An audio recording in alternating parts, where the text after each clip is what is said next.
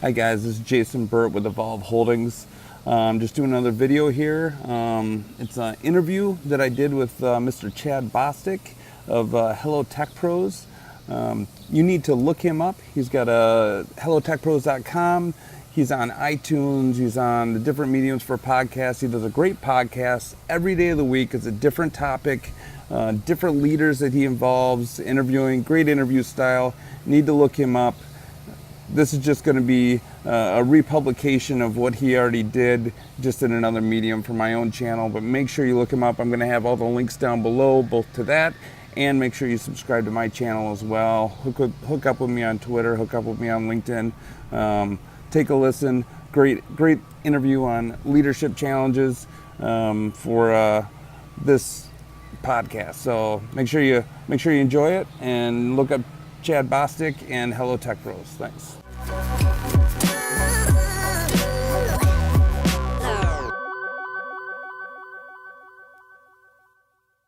Hello Tech Pros, episode 94. If you're a leader out there, you need to be asking yourself what I'm working on, what I'm trying to accomplish, or trying to help the company accomplish. Is it clearly communicated? Is there a level of clarity all the way down the entire organization? Welcome to the podcast where I chat with professionals who are getting the job done using technology 7 days a week.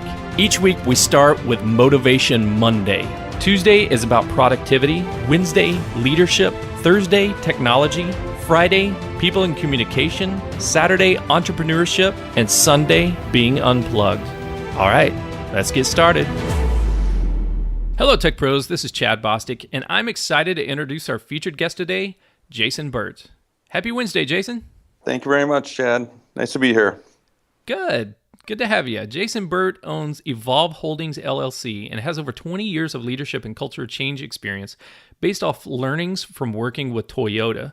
Jason has worked in many industries and has been able to use his learning to help guide many companies to increased profitability through implementation of the Toyota philosophies. Jason has worked in hundreds of companies and industries ranging from aerospace to commercial farming. So, Jason, this is really, really interesting to me because we're talking to tech pros here, and my personal background is in software development. So I did software development for a long, long time, for about 20 years, and moved into IT leadership, and for the longest time, it's all been about, hey, guys, let's look at what Toyota has done. They have built these lean principles, and now the agile development methodologies are coming out of that, and all of these things that I've heard throughout my career, like fourth and fifth hand, right? But Sure. you have seen these actually in practice firsthand. So I can't wait to get into the discussion and find out all the awesome stuff that you've learned. All right, sounds good. Cool. Well, today is Leadership Wednesday on what is this podcast? On Hello Tech Pros. And we're here to find out what it takes to be a great leader, an effective leader. Now, before we can establish what an effective leader is, I always like to start with a horrible boss, just to kind of compare and contrast, right? We all have these moments, these bosses in our careers where, man, it was just a struggle. The struggle is real, and we've had to put up with some doozies. Now, we don't want to name names. We don't want to throw people under the bus and focus on the negativity. But if you can, I'd like to get your story of a horrible boss that you've worked with and what that experience was like. And then we'll get into, some of the lessons that you've learned from that. Sure, that sounds good, Chad. I have to say, I've been pretty blessed, pretty fortunate to have a career where the majority of the leaders I've worked for have been very mentoring, very focused on guiding me and helping me develop into a better leader. But I have been able to have some experiences like you talked about. It was not a direct boss, but it was a peer of mine that I got to witness on a daily basis and how he worked with his team. And I happen to be very good friends with a lot of the people that work for him. The gentleman was very much a typical command and control type leader. took everything upon himself, micromanaged all the different employees at a level that, really stifled the creativity. It was an engineering department, stifled the creativity of the engineering department, and really just kind of shut down the group in general, all the way to the extent where, anytime someone needed some new hardware, whether it be a phone, whether it be a computer, whether it be any piece of equipment, he would literally, if one of his engineers it was time for them to get a new computer, he would literally take the new computer for himself and give them his old computer. Oh man. I mean, the level of control that I witnessed with this leader, it was really mind-boggling when you think of today's leadership environment and how important our employees are and how important it is for us to, to bring them in and empower them and help develop them to become better in their roles. To watch someone act in that manner it was just a very wild experience at the time, and I had to, sit because he was my peer. I had to sit and experience it firsthand and just kind of shake my head. So that's probably one of the good examples that I have of some pretty poor leadership experience. Man, we've talked several times on this show about this command and control philosophy and the folks that just kind of want to micromanage and stifle the creativity and really be very micromanaging and hands-on. But I've never heard of a story of a manager who requested new equipment for his employees and then took it for himself and then gave the employees his old crap. Yeah, That's exactly. ridiculous. Yeah, so he always was top of the line with the gear. That's for sure. He was always right there. Well, I got a question. So was there any possible way there could be some sort of legitimate excuse for this? Like he was an engineer himself. He was like a leader manager, a hands-on manager where he was actually doing the work too, and he needed the latest and greatest just as much as everybody else, and so he got first dibs. Or was this purely just an ego trip?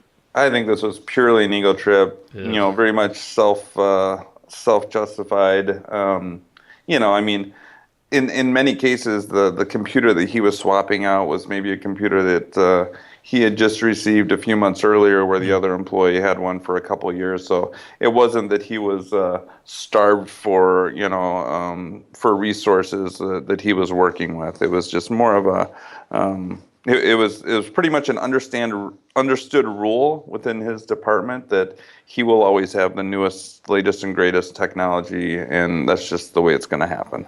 Okay, so that makes absolutely no sense to me. I understand, okay, you want to have latest and greatest, but things aren't going to change that much in a couple of months, That's right. So I'm just thinking about the productivity loss of constantly having to refresh and like reinstall your things and move your serial keys around and get all your emails signed up and everything else that you do.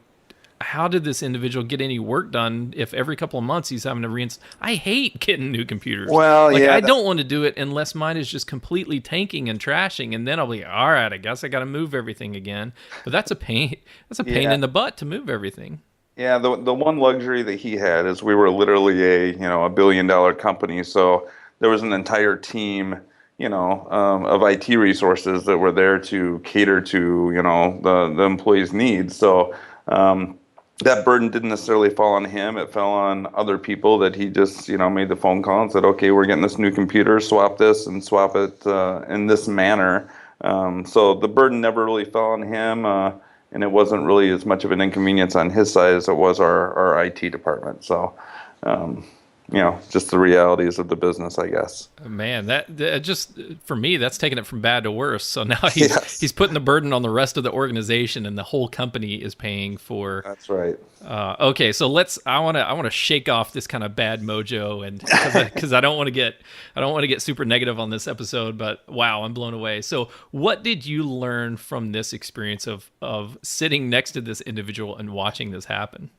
Well, I think, this was early on in my experience where Toyota had started working with this company.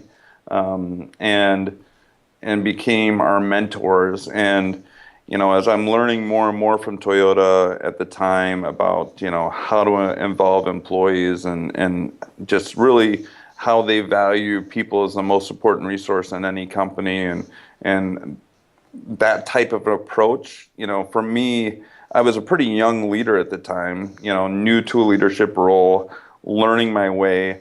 And it gave me probably just, that and other experiences, that contrast to be able to look and say, okay, this is what I'm learning from Toyota. This is what they're preaching. They're trying to develop us to become this type of leader.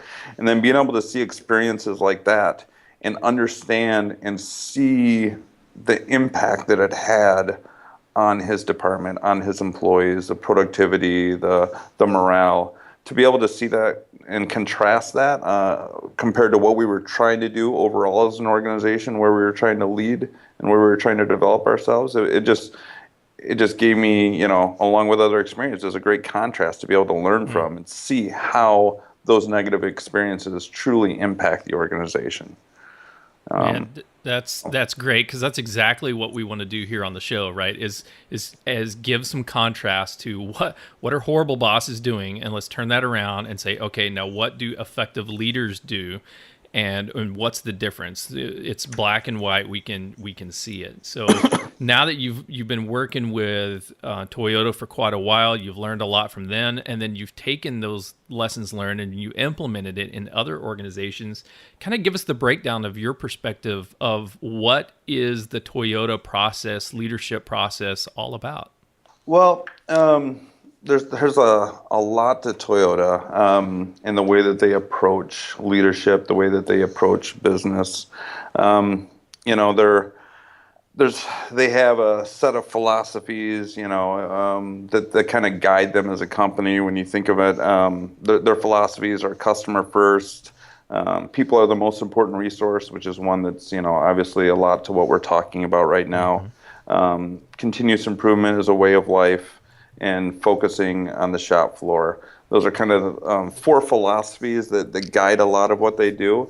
And when you think of those philosophies, it's very the people are the most important resource. That's something that not a lot of companies think that way. They think a lot about their other assets within the company, and they don't necessarily give 100% focus on how do we develop our people and create more value within our employees. So, there's a lot of things with Toyota, both from a technical standpoint on how they design processes and their problem-solving approach, which is, probably what most people gravitate to when they kind of skim the surface of what Toyota is doing well.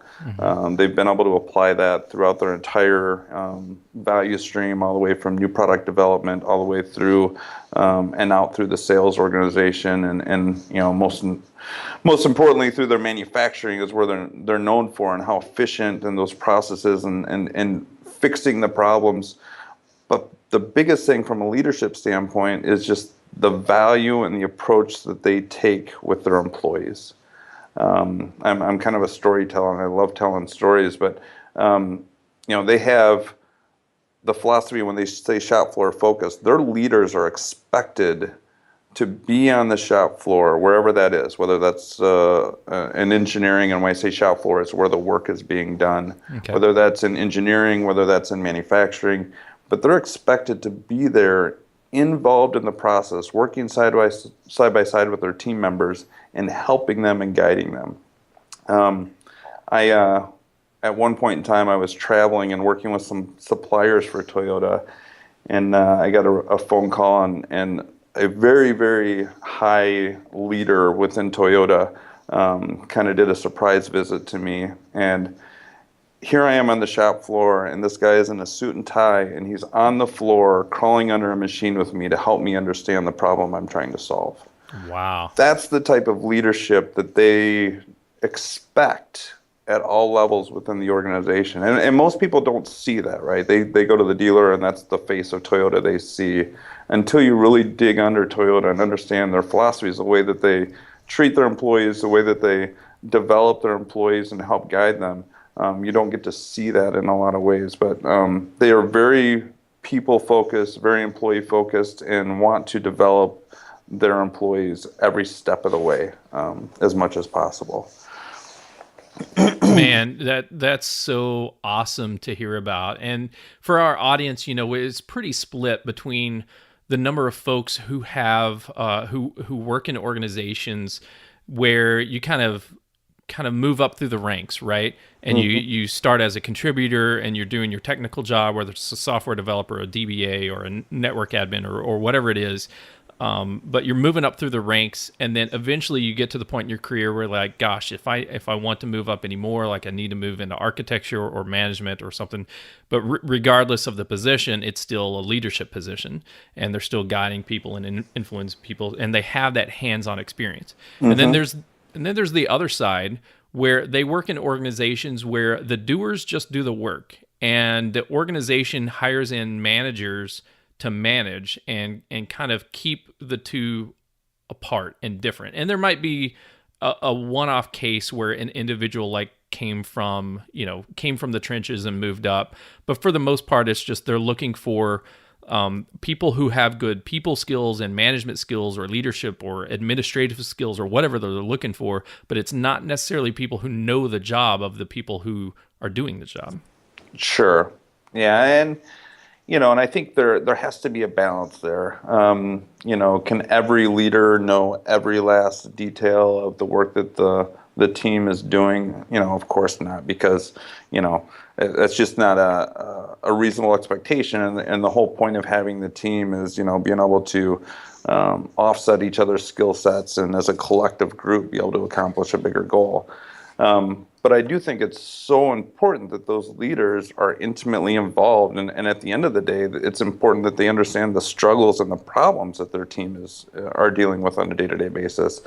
That is, in my opinion, one of the most important roles of a leader is, I see my role, and other leaders, I believe, should see their role. You're there to knock down the barriers, knock down the walls, help them solve the problems that are not allowing them to be effective on a day-to-day basis. I don't have the right tool. Every time I, do X function, it doesn't work. Whatever the role is and whatever the action is, it's, as a leader, you're there to help them become better employees, better at their job, and develop them, to potentially take on more responsibility or more skills and more role within the organization. So with that, you have to be intimately involved with what they're doing at some level to be able to understand those problems and be able to fix them and solve them and help them knock those barriers down. Yeah, we've talked about this from the servant leadership perspective, where you're not there to generate reports, right? As a leader, you're not there to necessarily to hit the KPIs directly. Like, you're not doing the job, your people are doing the job, and you need to figure out what they're doing right, what they're doing wrong, and help them kind of level up their game. That's right. Definitely. Cool. So what can we do, like, if we're in a position where we're set up to lead individuals in an area where we don't have that experience? Let's say, whatever our background was, I came from software development, but let's say that I was put in a position of, okay, now I'm actually literally managing people or leading people that are on a shop floor, like from a mechanical engineering perspective. I know nothing about mechanical engineering, but if I was needed in that role, what can I do to really get in touch with the individuals that are doing the job and understand where they're coming from and what their pain points are? I think the big thing is just, spending time with them. And when you're spending time with them, you're listening and learning, right? Enough leaders, in my opinion, they get, especially when they get hired in, they get drug into meetings, and, before you know it, your day from 8 o'clock till 5 o'clock is back-to-back meetings where you're trying to manage a organization from a conference room or from your office. Which is just, in my opinion, one of the worst things that can happen, right? That gets away from that Toyota philosophy of shop floor focus. How do I get out there where the work's being done and actually engage? I think a leader has to set time aside, especially if you're a new leader in a new area that you're unfamiliar with and you're still learning. And I would say even for leaders that have been in a role for a long time, because things are constantly changing. But you have to spend time and take the time to learn. Like I said earlier, if you're not a mechanical engineer, are you going to learn everything about mechanical engineering? No, but if I spend an hour with one of my team members and watch them go through some of the process and ask them questions and hear what they're struggling with, what's going well, what's not going well, the amount of knowledge and learning that you can gain in just that simple hour to be able to be a more effective leader and know, wow, I have to fix this issue. Gosh, every half hour their computer crashes because they don't have enough, the computer's not set up the right way and they're constantly have to reboot. I actually had an organization that had that situation. I mean, little things like that they deal with on a day-to-day basis, but because most companies are kind of geared and wired saying problems are bad, don't tell me about problems, I don't want to hear about them, just work through them. That's the way most employees and team members are kind of conditioned. Instead of saying, no, I want to hear about all your problems because I'm a leader that's here to fix them. That's my role. So spending time with them and trying to understand and learn as much as you can. I think that's the best advice that I can give for any leader, I think. Man, that is awesome, Jason. Thank you so much for sharing that. In just a moment, I want to ask you about some of the common problems and issues that you see that businesses and leaders face as you're going out and consult and helping them kind of bump up their leadership to the next level or remove the obstacles that are in their businesses. But first, we're going to take a quick break and thank our sponsors. This episode of Hello Tech Pros is sponsored by Burdine.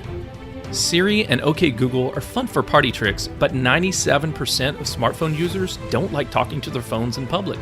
It's kinda weird. When was the last time you were at the mall and heard someone say, "Siri, what's my wife's dress size?" Or, "OK Google, where did I park my car?" Some things are better left unspoken. Burdine remembers the things you care about and reminds you discreetly through text messages. Names, dates, places, ideas, to-do lists. Burdine never forgets and is always there to remind you. You don't need to install an app, just text Burdine a statement and she'll remember. Text her a question and she'll answer. Burdine is the only contact you have to have on your phone. Meet Burdine at burdine.com. That's BURDENE.com or text Burdine to 480-418-1411. Outside the U.S., be sure to use the country code +1. So for non-U.S. residents, text +1 480-418-1411 with a message Burdine.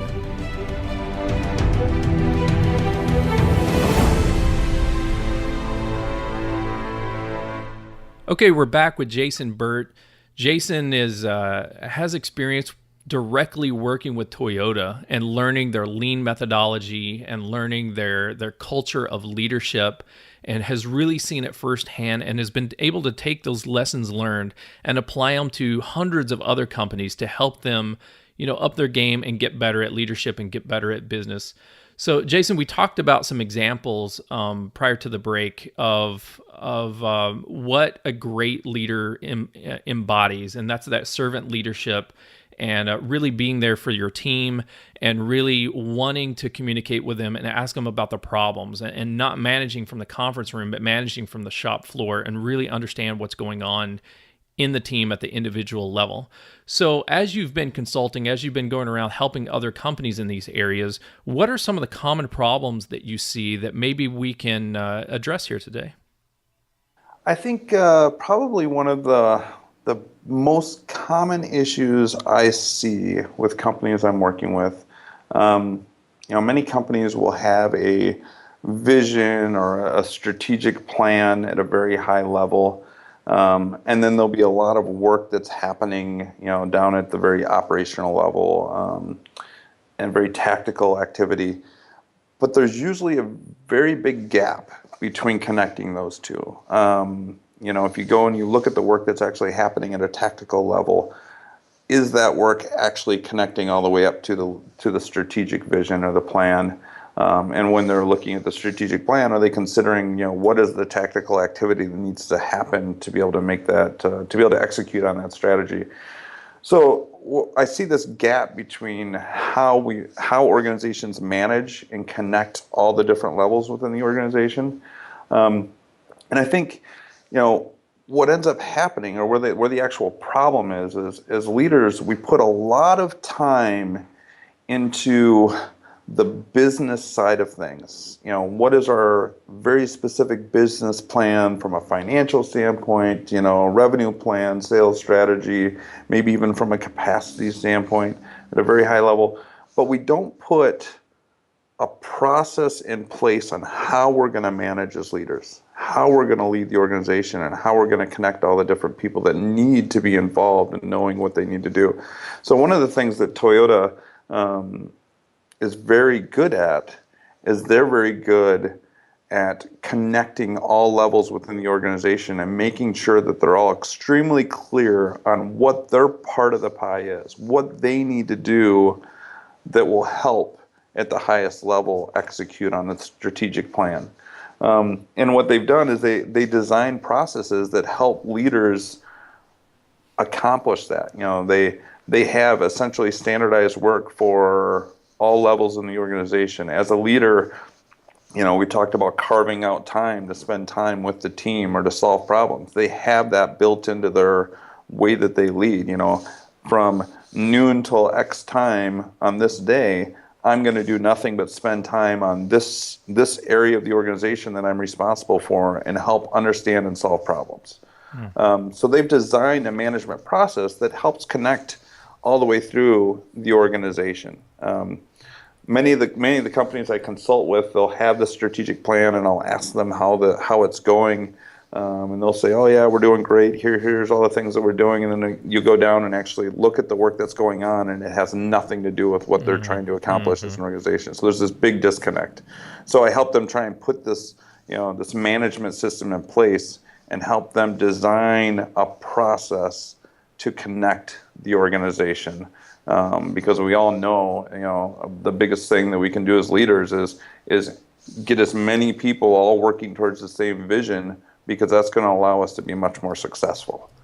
Man, I so resonate with that, and I so appreciate that feedback because, in my experience in the past, I have seen big Fortune 100 organizations, $7-10 billion companies, where the strategic direction, is validated once a year, and there's this huge strategic, goal setting process at the beginning of the year, but it's very, very pie in the sky, right? It's very much, hey, we're going to increase productivity of our units of work by 11%, and we want to decrease our G&A budget by X number of percent, and these are the top level things that we want to do. And then you go down to the line level supervisors who are actually supervising the people who are cranking the wrenches and punching the code and doing all that kind of stuff.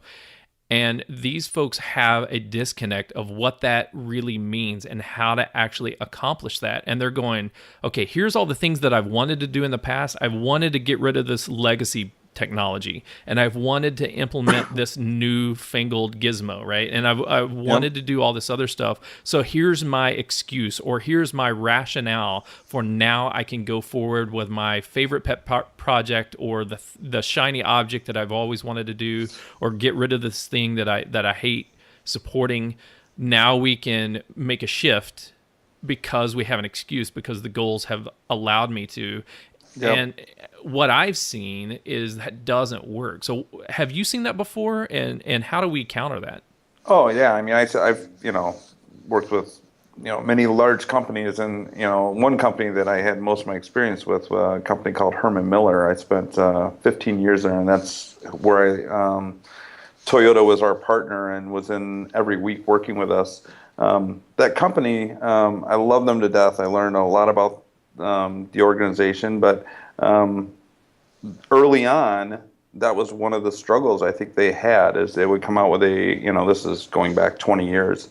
They would have a strategic vision, and then 2 years later it would change, and it never even got to a point where it really resonated all the way through the organization. And at that line level, like you said, we didn't know exactly what we needed to do to help execute it. So we would make some assumptions. Well, we think it means Mm-hmm. this, Mm-hmm. along with, hundreds of other leaders making those assumptions. And there was never this clarity of, yes, this is what you should be working on. And if you're working on this and, so-and-so over here is working on this, we will be successful as a company. And that was, one of the big shifts for Herman Miller. I think they've gotten much more aligned with Toyota's help. But I still, just about every company I walk into, whether it's a small, mom and pop shop that has, 50 employees, or whether it's a $200 million company with 400 employees, that gap is very, very common. And there's this strategic level that'll happen, the strategic vision, but it never really rolls all the way down with clarity. So we're talking to technical professionals here on this podcast. That's our audience. Sure. And, a lot of people, some of the folks are working for a technology company, right? They might be working for, a Microsoft or an Apple or something where the technology is the product that they're producing. And other people are working for an organization where the technology is not the main product. They work maybe in an IT department that just supports the overall organization, but the overall organization is doing something completely different. Maybe it's manufacturing, maybe it's energy, maybe it's, who knows, whatever it is. So in that case, are there specific things that the IT folks or the technical folks can do to align their work or get better connected to the strategic vision of what the overall organization is doing and what the technical folks need to do down at the line level? Yeah, I think, the first thing is to, when we're looking at a strategic plan for any organization, whether that is their product, like you said, or whether it's more of a support function for the organization, we have to understand how that technology relates to that strategic plan. Is it, I will use a manufacturing environment for an example, right? Many companies that I've worked with are in the middle of or thinking about some type of MRP or ERP system to help manage the organization. Understanding what that means for the organization at the strategic level and connecting it, they have to, the IT group has to be an integral part of that process. I've seen those decisions be made by leaders, by owners of companies. We're going to choose this or this because I met him on a plane and he said he had the best MRP system. And then you go to the IT leader and finally get him engaged, and very quickly he's saying, "Oh, that's not the one I would choose for X reason, Y reason, and Z reason." And then all of a sudden, already you have a disconnect. Is it really meeting those strategic goals? Is it the best tool for the process? So IT groups have to be, they're so integrated across any organization at every level, every employee. They're touching and helping every single one of them. So they're an integral part of a plan. And if there is a strategic plan in place for your company and it doesn't have an IT portion of it, if you're the leader of that group, you need to be raising your hand and saying, what do I need to do here to get involved with what my work means to this plan? Because it is so, at this point in time, where we're at with technology, you're touching every single employee. So we have to figure out what your work and what that means to the entire company. So I don't know if that answers your question, Chad, or not, but I think we have to just raise the flag and get involved. Yeah, absolutely, Jason. That is so true. And, I think we could go down a whole nother rabbit hole here to talk about how to do that, right? How to get engaged with the business, how to create those relationships, and how to build partnerships between the technical folks and the business folks. But maybe we'll have you back for another episode, maybe a People Friday episode of Hello Tech Pros, where we talk about relationships and communication and stuff like that. But for today, do you have any final words of wisdom for the audience? The best way that we can connect with you, and then we'll say goodbye. Yeah, as far as final words of wisdom, I mean, we kind of touched on that connection. I'm going to talk to, if you're a leader out there, you need to be asking yourself what I'm working on, what I'm trying to accomplish, or, trying to help the company accomplish. Is it clearly communicated? Is there a level of clarity all the way down the entire organization? If you walk up to someone, do they know if I do this, it's helping the company. I'm helping the company towards the strategy. As a leader, you need to be asking yourself that question. And if that answer is not yes, then you have work to do. You need to put a process in place to make sure that those messages, because they change frequently. If you're doing strategic planning correctly, every quarter, every 6 months, every year, those are changing, and that has to be filtering all the way down through the organization to help everyone else adjust as well. So if you're a leader, you need to be asking yourself that question. If you're an individual contributor within the organization, you need to be asking the question of the leader that you report to, how does my work add up to that strategic plan that I'm hearing about? Because you want to make sure that you're aligned and doing everything you can, because that's going to help you be more successful in the eyes of the company and provide more value to the company, which as an individual contributor, I think most people, that's what they want to be able to do. It's going to help you as an individual professionally, and kind of self-serving, and then also help the company. So I think both sides of the equation, they need to be asking that question, what that connection looks like today. Awesome. And then as far as how to contact me, I'm on Twitter. My handle is at EHIP, EHIIP, lean. You can also go to my website, which is EHIP, EHIIP, LLC.com, and EHIP Consulting, EHIIP Consulting.com. Of course, LinkedIn as well to connect with me. And just a quick FYI, EHIP, it's just an acronym for Evolve Holdings Investing in Potential. So it's an easy way to remember it. Cool. All right. Awesome. Jason, thank you so much for joining me on Hello Tech Pros today. I really value your insight and wisdom and appreciate you taking time out of your busy Wednesday to spend time with us. Well, thank you very much, Chad. I appreciate the good conversation. You bet. Tech Pros, man, just really focus in here on what Jason's talking about, especially his words of wisdom. If you don't know exactly how your job relates to what the strategic business objectives are, if you don't know what the strategic business objectives are, raise your hand and ask somebody. And that doesn't matter. I mean, it does. If you're an individual contributor, if you're a leader of a team, or you're a manager of a big organization, if it's not perfectly crystal clear, ask. If it is perfectly crystal clear, or you got a good understanding of it, then tell everybody else what it is, because I guarantee you there's people that are too afraid to raise their hand and ask, and they don't know. And the more we can spread the knowledge around, the better the overall organization is going to be. Everybody's going to get connected, or they're going to say, you know what, that's kind of right, but you're missing a couple of things, and let me fill you in on the details, and everything will be awesome. Everything will be better. You've been listening to Jason Burt, and I'm Chad Bostick, and until next time, take care.